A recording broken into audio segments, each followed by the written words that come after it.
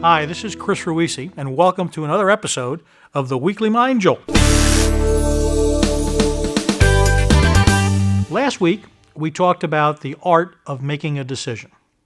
This week, I want to talk to you about the second most important aspect of a decision-making process is how you communicate that decision to the affected people. Your team, maybe your customers, but you want to communicate it in a way that everyone understands it, regardless of whether they agreed with it or not. Now, many managers overlook this important aspect of the decision-making process, communicating the decision to everyone involved and affected by it. After going through the process, which could have been a hard one, of arriving at the decision, they fail to properly plan how they'll share that decision with others.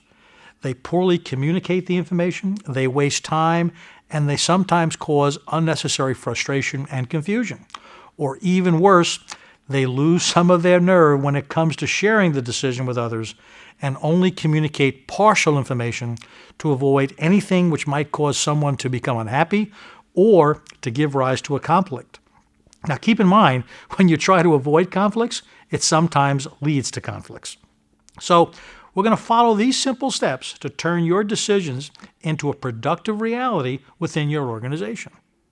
Now, number one, take the time to create your plan as to how you will communicate the decision. Start with the desired outcome and work backwards from there.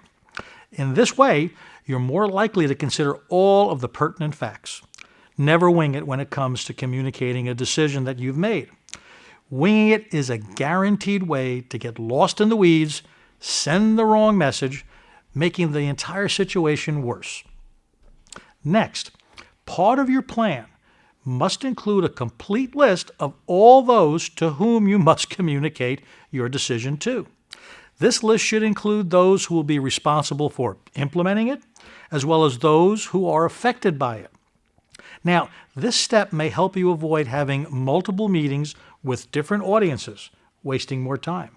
The more meetings you have in front of different audiences, the more likely different versions will be heard. This will create, again, confusion and false starts. Now, third, prior to any broad announcement, you may want to go one-on-one with those who are affected or impacted by the decision or who had supported a different solution. Now, this private discussion would be a good way to help explain your why, if you will, of the decision, allow them to vent, and solicit their buy-in. In this way, once a broad announcement is made, there is uniform support for it and everybody's on the same page. Now, when you finally make that broad announcement, you need to explain the thinking behind the final decision, the desired outcome you wanted to achieve, and the facts you considered, as well as the alternatives you considered and the criteria you used to arrive at your decision. By explaining how you arrived at the decision, helps you as the leader build trust with your team and helps them to have more confidence in you as a decision maker and their leader. Now, number 5, if you have bad news to tell, by God, tell it. Don't try to spin the truth or facts to make the delivering of the message easier just for you. Your team wants the truth. Give it to them, but be professional, considerate, and comprehensive. Number 6, stay focused on the issue at hand.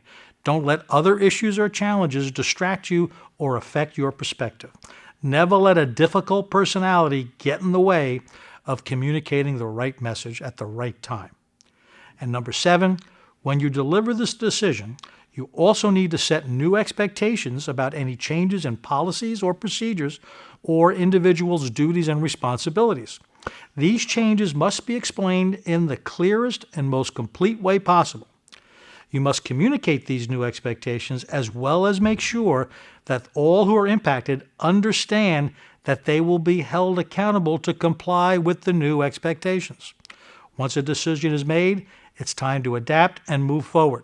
You can't allow team members to keep going back to revisit these issues, hoping to go back to the way it was.